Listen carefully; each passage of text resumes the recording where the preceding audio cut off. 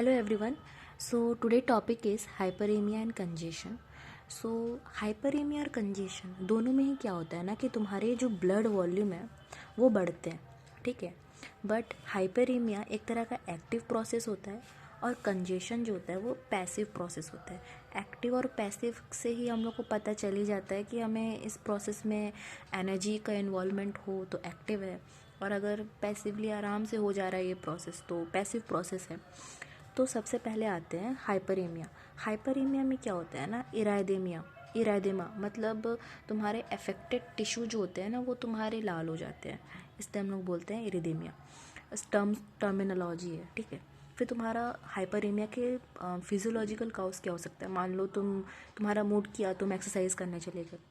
जब हम लोग एक्सरसाइज करते हैं तो हमारा बॉडी का डिमांड क्या होता है, फंक्शनल डिमांड क्या होता है, वो बढ़ता है। तो उसको फुलफ़िल करने के लिए तुम्हारा जो है ब्लड जो होते हैं वो ब्लड वॉल्यूम जो होते हैं वो बढ़ जाते हैं। बॉडी जो ट्राई करेगा ना कि ब्लड वॉल्यूम को बढ़ाए, ताकि जो है वो उसके जो बॉडी का जो फंक्शनल डिमांड है, जो एक्सरसाइज करने से तुम्हारा जो बढ़ता है उसको फुलफ़िल कर सके। उस केस में तुम्हारा हाइपरेमिया होता है, that is a physiological cause. अब पैथोलॉजिकली क्या हो सकता है, पैथोलॉजिकली मतलब हो गया तुम्हारा इन्फ्लेमेशन के दो जो मेन कार्डिनल साइन है कि तुम्हारी हीट मतलब क्या, कैलोर, और रूबर पर आर मतलब redness, okay, also known as erythema. तो ये ठीक है। फिर तुम्हारे आते हैं कंजेशन एक तरह का पैसिव प्रोसेस है। इसमें इसका रीज़न क्या होता है, इसका रीज़न होता है reduced Venus outflow of the blood. मतलब तुम्हारा क्या, आर्टरी से ब्लड आ रहा है, वीनस से जा रहा है। अब वीनस से ब्लड ही नहीं जा पा रहा है तो तुम्हारा ब्लड क्या होगा, एक्यूमुलेट होगा, तो ब्लड वॉल्यूम बढ़ेगा। सिंपल सी बात है। अब ये भी दो तरह के होते हैं, सिस्टमिक होता है, local by on the basis of site कि तुम्हारे कहाँ पे हो रहे हैं, उसके बेसिस पे इसको दो पार्ट में बांटा गया, सिस्टमिक और लोकल। सिस्टमिक से मतलब क्या है, सिस्टमिक में तुम्हारा जब भी आए ना तो तुम्हारा ऑर्गन में ही आता है। तो तुम्हारे देखना कंजेस्टिव हार्ट फेलियर, या congestion of the liver, spleen और किडनी। इसमें से हम लोग बेसिकली तीन चीज़ पढ़ेंगे, congestion of liver, congestion of spleen और कंजेशन ऑफ लंग्स, ठीक है। आगे बात करेंगे इनके बारे में। लोकल की बात करें तो congestion of the leg veins that may be due to deep venous thrombosis और एम्बुलस, ये भी दो टर्मिनोलॉजी है जो हम लोग आगे पढ़ेंगे। सो बेसिकली मैं शॉर्ट में बता दूँ तो तुम्हारा यहाँ मतलब होता है कि एक जगह ब्लड एक्यूमुलेट होता है और एक जगह मतलब क्लॉट बन रहा है, गट्ठा बन रहा है, ठीक है। एक जगह जो रहा है वो बॉलस के फॉर्म में है, वो निकल जा रहा है, ठीक है। तो वो एक ही थ्रोम्बस जो है एम्बुलस में कन्वर्ट हो जाता है, ठीक है। Oedema in the lower extremity. Onset तुम्हारा ड्यूरेशन के हिसाब से इसको दो पार्ट में बांटा गया, एक्यूट और क्रोनिक। एक्यूट मतलब क्या, एक्यूट केस हो सकता है शॉक के केस में, ठीक है। कंजेशन हो रहा है, शॉक हुआ है आदमी को तो ब्लड वॉल्यूम बढ़ रहा है। Right sided heart failure that में बी ड्यू होम्योस्टेसिस, जो भी होता है ना वो बॉडी को मतलब मेंटेन कंडीशन को मेंटेन करने के लिए, डिमांड को फुलफिल करने के लिए तुम्हारा जो है वो ये होम्योस्टेसिस को मेंटेन करने के लिए तुम्हारा वो होता है। तुम्हारा शॉक के केस हो गया या फिर राइट साइडेड हार्ट फेलियर हो गया, ठीक है। और तुम्हारा क्रोनिक मतलब हो गया oedema in the organ and the tissue. तो अपीयरेंस कैसा होगा कंजेशन में, DRDB से याद रख सकते हो, dusky red disk blue colour, okay.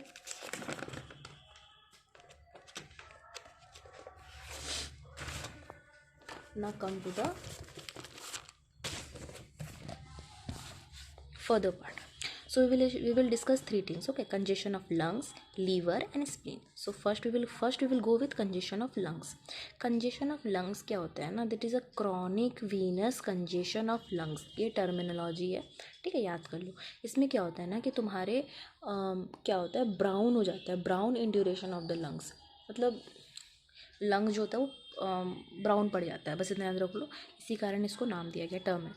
Cows क्या हो सकता है, मिट्रल स्टेनोसिस हो सकता है, लेफ्ट साइडेड हार्ट फेलियर हो सकता है, ठीक है। अभी तुम ही सोचो कि तुम्हारा कि लेफ्ट साइडेड हार्ट फेलियर मतलब लेफ्ट वेंट्रिकुलर फेलियर। हमको पता है कि ये तुम्हारा मान लो ये लेफ्ट वेंट्रिकल है, ये राइट साइडेड हार्ट है, तो राइट साइड से कहाँ जा रहा होगा, लंग्स में जा रहा होगा फॉर ऑक्सीजनेशन।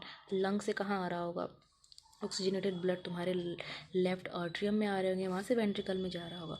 अब बताओ लेफ्ट वेंट्रिकल फेल हो गया काम नहीं कर रहा है, तो लेफ्ट वेंट्रिकल से ब्लड एओर्टा के थ्रू सिस्टमिक सर्कुलेशन के थ्रू बॉडी में जा रहा था, अब वो जा नहीं पाएगा, तो तुम्हारे ब्लड जो वो तुम्हारे क्या होंगे, लंग्स में क्या होगा, एक्यूमुलेट होगा, उसके कारण से ब्लड लंग्स में क्या होगा, कंजेशन होगा, वहाँ का ब्लड वॉल्यूम बढ़ेगा।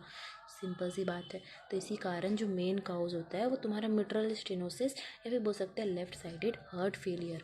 ठीक है, फिर तुम्हारे आते हैं कॉन्सिक्वेंसेस। कॉन्सिक्वेंसेस क्या होंगे, अब इसके कारण, इसके होने से क्या क्या देखने को मिलेगा वो चीज़ें, तो वो तुम्हारे होते हैं 4 कॉन्सिक्वेंसेस मेन। ठीक है, एक होता है माइक्रो हेमरेज। माइक्रो हेमरेज में क्या होता है ना कि याद रखना, सबसे पहले ना तुम्हारा कंजेशन जो होता है वो इंटरस्टिशियल का होता है, बाद में एल्वुलर के होते हैं। ठीक है, पहले कैपिलरीज के होते हैं, फिर इंटरस्टिशियल स्पेस में जाता है, फिर वहाँ से तुम्हारे एल्वुलर में आते हैं। ठीक है, तो तुम्हारा ये स्टेप्स होते हैं। तो सबसे पहले मान लो कि तुम्हारा वॉल ऑफ एल्वुलर कैपिलरीज जो है वो रप्चर हुआ, मतलब तुम्हारे एल्वुलर कैपिलरीज की जो वॉल है वो अगर रप्चर होते हैं तो वहाँ से तुम्हारे आरबीसी जो है वो रिलीज़ होता है। अब आरबीसी रिलीज़ होगा तो वहाँ से उसके हेमोग्लोबिन भी ब्रेक डाउन होंगे। हेमोग्लोबिन ब्रेक डाउन होगा तो तुम्हारा क्या होगा, liberation of iron containing haemosiderin pigment, मतलब तुम्हारे हेमोग्लोबिन टूट रहे हैं, हेमोग्लोबिन टूटेंगे तो तुम्हारा क्या होगा, हेमोसिडेरिन का फॉर्मेशन होगा, दैट इज़ अ बायोकेमिस्ट्री। ठीक है, फिर उसके बाद फिर तुम्हारा एल्वुलर मैक्रोफेजेस फेगोसाइटोज करेगा किसको, हेमोसिडेरिन को, तो तुम्हारा हेमोसिडेरिन लेडन माइक्रोफेजेस को ही हम लोग हार्ट फेलियर सेल्स बोलते हैं। ये इंपॉर्टेंट क्वेश्चन है, ये आते हैं एग्जाम में कि तुमसे पूछेगा कि हार्ट फेलियर सेल्स क्या होते हैं। ठीक है, that is nothing but the haemosiderin laden macrophages. Now come to the another thing, that is second consequences, that is pulmonary oedema. अब सिंपल सी बात है कि फ्लूइड एक्यूमुलेट होगा तो वहाँ एडिमा होगा, वही इसी को टर्म दिया गया है पल्मोनरी एडिमा। ठीक, एल कहाँ होगा, एल्वुलर स्पेस में होगा। फिब्रोसिस देखने को मिलेगा इंटरस्टिशियम ऑफ द लंग्स में। ठीक है, फिर तुम्हारा पल्मोनरी हाइपरटेंशन, जाहिर सी बात है फ्लूइड एक्यूमुलेट होगा, वहाँ टेंशन बढ़ रहे होंगे, तो तुम्हारा वही है, तुम्हारे एल्वुलर कैपिलरीज में अगर टेंशन बढ़ रहे होंगे तो वो एल्वुलर कैपिलरीज में तुम्हारा फ्लूइड बढ़ रहा है, तो वो तुम्हारा उस फ्लूइड को ट्रांसमिट, अगर वो फ्लूइड ट्रांसमिट होता है पल्मोनरी आर्टरी में तो वहाँ पर टेंशन बढ़ते हैं, इसका टर्म दिया गया पल्मोनरी हाइपरटेंशन।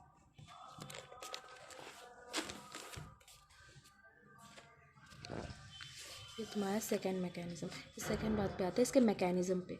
तो मैकेनिज़्म तो मैंने एक्सप्लेन कर ही दिया कि क्रॉनिक लेफ्ट वेंट्रिकुलर फेलियर के कारण जो तुम्हारे जो ब्लड फ्लो है वो घट जाएगा, उसके कारण क्रॉनिक पेसिव पल्मोनरी कंजेशन होगा, alveolar capillaries filled with blood and there will be a chronic venous congestion of lungs. ठीक है, नाउ कम टू द कि तुमको मॉर्फोलॉजिकली क्या क्या चीज़ों का जो हम लोग अपनी आँखों से देख सकते हैं। ठीक है, microscopy is like we can see with microscope, but what are the morphological changes we will observe. हम लोग को दिखेगा कि लंग जो है ना वो जो जो नॉर्मल उसका वेट होता है उससे ज़्यादा हो जाएगा, मतलब वो हैवी हो जाएगा, तुम्हारा रस्टी ब्राउन कलर्ड। ठीक है, क्यों रस्टी ब्राउन कलर होगा, क्योंकि हीमोसिडेरिन हो रहा है, एल्वुलर कैपिलरीज के रप्चर होने के कारण तुम्हारे आरबीसी बाहर आ रहे हैं, उससे हेमोसिडेरिन पिगमेंट, हेमोग्लोबिन आ रहा है, हेमोसिडेरिन आ रहा है, हेमोसिडेरिन के कारण तुम्हारे रस्टी ब्राउन कलर देखने को मिलेंगे। फिर firm in consistency due to fibrosis. ठीक है, ब्राउन इंड्यूरेशन ऑफ लंग्स। ठीक है, माइक्रोस्कोपिकली क्या दिखेगा, माइक्रोस्कोपिकली हमको दिखेगा कि जो तुम्हारा जो डायग्राम बनाओगे तो तुमको दिखेगा कैपिलरीज, बताओ कि तुम्हारा ब्लड वॉल्यूम बढ़ रहा है तो तुम्हारे जो कैपिलरीज है वो क्या होंगे, डिस्टेंडेड होंगे, कंजेशन होगा, तो distended and congestion of capillaries देखने को मिलेगा। अब तुम्हारे जो एल्वुलर सेप्टा है वो भी थिकेंड हो जाएंगे, क्यों, क्योंकि वहाँ पर फाइब्रस कनेक्टिव टिश्यू जो है वो डिपोजिट हो रहा है।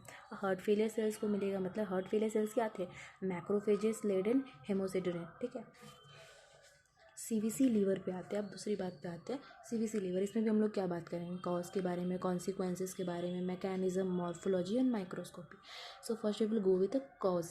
कॉज क्या है इसका, hepatic vein empty into inferior vena cava. मतलब तुम्हारा क्या है कि जब हेपेटिक वेन जो है वो इंफीरियर वेना कावा में एम्प्टी हो जाए, मतलब क्या, राइट साइडेड हार्ट फेलियर, वो किसके कारण था, तुम्हारा सीवीसी लंग था left sided heart failure, right sided heart failure के कारण तुमको सीवीसी ऑफ लीवर देखने को मिलेगा। ठीक है, फिर आते हैं मॉर्फोलॉजिकली।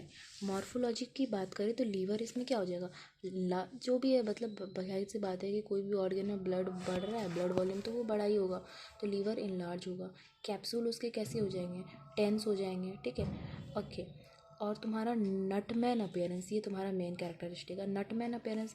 नट देखे हो, मतलब उसमें उसमें क्या था, अल्टरनेट डार्क और लाइट पैचेस होते हैं ना, तो वही चीज़ वैसे ही देखने को मिलेगा, इसलिए नटमैग अपेयरेंस नाप दिया गया है, ठीक है।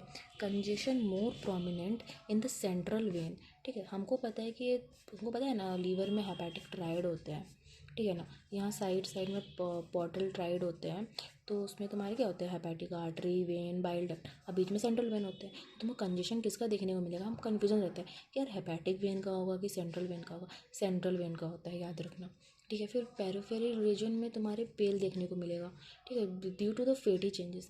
अब हमको इसमें दिमाग में आता है कि भाई ब्लड बढ़ रहा है तो तुमको पेल क्यों नज़र आएगा, पेल नज़र आने का कारण है फैटी चेंजेस, ठीक है। फिर माइक्रोस्कोपी की बात करें तो तुम्हारा माइक्रोस्कोपी में याद रखना कि सेंट्रल वेन का कंजेशन, तो वो सेंट्रल वेन तुमको थोड़ा फुला फुला दिखेगा, ठीक है, कंजेशन दिखेंगे, ठीक है। सेंट्रल लोबुलर रीजन, ठीक है। Several central hypoxia, central lobal hepatocyte necrosis, ठीक है, ठीक है। अब तुमको यहाँ पे thickening of central vein and fibrosis दिखने को, ये मेन कैरेक्टरिस्टिक दिखने को, थिकनिंग ऑफ सेंट्रल वेन दिख रहा है, समझ जाओ कि वो सीवीसी ऑफ लीवर है। फिर तुम्हारा कार्डियक स्क्लेरोसिस, कार्डियक सिरोसिस, ठीक है। फिर तुम्हारा periportal region, fatty changes in the hepatocyte, मतलब तुमको फैट ज़्यादा तुमको दिखे तो फैटी चेंजेस दिख रहे हैं, तुम्हारा वो क्या होगा, माइक्रोस्कोपी में तुमको दो चीज़ देख लेना मेन, ठीक है ना। सबसे पहले देख लेना कि तुम्हारा सेंट्रल वेन जो वो तुमको थिकन दिखेगा, फिब्रोटिक दिखेगा, और तुम्हारा जो पेरीपोर्टल रीजन जो होते हैं उसमें वो फैटी चेंजेस दिखेंगे हेपेटोसाइट्स में, ठीक है। फिर आते हैं मैकेनिज्म क्या है, उसमें लेफ्ट साइडेड हार्ट फेलियर था, इसमें राइट साइडेड हार्ट फेलियर है। सोचो, राइट साइडेड हार्ट फेलियर है तो increase pressure on the right side of the heart, तो तुम्हारा सिस्टमिक वेनस कंजेशन होगा। Dilation of the central vein of liver, dilation of the sinusoids, chronic venous congestion of the liver, ठीक है, ये हो गया। अब आते हैं सीवीसी स्प्लीन हम लोग मतलब क्या, स्प्लीन हमको पता है कि कंजेशन हो रहा है तो कंजेशन में जो ऑर्गन है उसका साइज़ बढ़ता है, इसलिए हम लोग टर्मिनल्स यूज़ करेंगे स्प्लीनोमेगैली, ठीक है। इसका काउस क्या होता है, intra hepatic obstruction to blood flow, तो किसी तरह का ब्लड आगे जा नहीं पा रहा है तो वहीं एक्यूमुलेट होकर रह जाएगा, इसलिए हम लोग बोलते हैं intra hepatic obstruction to the blood flow. Cirrhosis of liver हो गया, अब सिरोसिस ऑफ लीवर है, एल्कोहलिक सिरोसिस हो सकते हैं, फिर पिगमेंट सिरोसिस हो सकते हैं, ठीक है। अब एक्स्ट्रा हेपेटिक ऑब्स्ट्रक्शन से कहने का मतलब है सिस्टमिक और central vein congestion, example tricuspid और द पल्मोनिक वाल्वुलर डिजीज, ठीक है। और तुम्हारा obstruction of the extra hepatic portal vein और स्प्लीनिक वेन, फिर किसी तरह से तुम्हारा एक्स्ट्रा हेपेटिक मतलब क्या, बाहर, तुम याद रख लेना कि अगर तुम्हारा एक्स्ट्रा पोर्टल वेन में या फिर स्प्लीनिक वेन में किसी तरह का ऑब्स्ट्रक्शन है, या फिर किसी तरह का तुम्हारा ट्राइकस्पिड और पल्मोनरी वाल्वुलर डिजीज़ है, तो उस केस में तुम्हारा हो सकता है। फिर आते हैं मॉर्फोलॉजिकली मेन कैरेक्टरिस्टिक होता है गामा गैंडी बॉडीज़, ये जो है इसको डिफाइन करने आता है, तो समझ लिख देना कि गामा गैंडी बॉडीज़ मतलब क्या, स्प्लीन जो होते हैं वो लार्ज दिखेंगे तुमको, फर्म दिखेंगे, टेंस दिखेंगे। सबसे पहले ना कोई भी स्लाइड देना उसको पहले आइडेंटिफाई करो कि ये है क्या, ठीक है। आइडेंटिफिकेशन हो जाएगा तो हमको पता चल ही जाएगा कि भाई ये चीज़ होगी, ये चीज़ है तो इस टॉपिक में तो यही चीज़ पढ़ाई हुआ था, यही होगा। ये भी थोड़ा सा सी एस भी लगाना पड़ता है, C S mean common sense. So spleen is enlarged, firmed and tensed, capsule is thickened, cut section oozes the dark blood and the hypersplenism, ठीक है। तुमको हाइपरस्प्लेनिज्म देखने को मिलेगा, स्प्लीनोमेगैलिक से स्प्लीनिंग हाइपरस्प्लेनिज्म कहने का मतलब, ठीक है। अब तुम्हारा आता है माइक्रोस्कोपिकली क्या दिखेगा, रेड पल्प, हमको पता है कि इस जो स्प्लीन होता है उसमें क्या दिखता है, रेड पल्प दिखते हैं, कैप्सूल दिखते हैं, तो ये सब दिखेगा तुमको। तो रेड पल्प कैसे दिखेंगे तुमको, डायलेटेड दिखेंगे, congestion in the early stage, red pulp होते हैं और वाइट पल्प होते हैं, याद पता है, तो तुमको कौन डायलेटेड दिखेगा, रेड पल्प दिखेगा डायलेटेड की वाइट पल्प, जाहिर सी बात है रेड पल्प दिखेंगे, ठीक है। फिर हेमरेज एंड फिब्रोसिस, ठीक है। फिर सबसे पहले तुमको डायलेशन और कंजेशन दिखेंगे अर्ली स्टेज में, फिर कुछ समय बाद में तुमको हेमरेज दिखेगा, फिब्रोसिस दिखेंगे, फिर तुमको कैपिलराइजेशन ऑफ द साइनोसॉइड्स देखने को मिलेगा, फिर thick and fibrous capsule and trabecular. Gamma गैंडी bodies क्या होते हैं, आयरन कंटेनिंग फिब्रोटिक होते हैं, ठीक है। तुम्हारा गामा गैंडीज बॉडीज एक्चुअली होते क्या, it is a iron containing fibrotic, ठीक है। फिर तुम्हारा होता है कि इसी के कारण तुम्हारा जो ब्लड फ्लो है घट जाएगा, ब्लड फ्लो घटेगा ना तो तुम्हारे क्या होगा, मैक्रोफेजेस को टाइम मिल जाएगा कि तुम्हारे जो ब्लड सेल है उसको डिस्ट्रॉय कर सके, ठीक है। तो वही लिखा हुआ है कि slowing of blood flow from कहाँ से कहाँ तक, from cords to sinusoids, excessive destruction of blood cells. Thank you.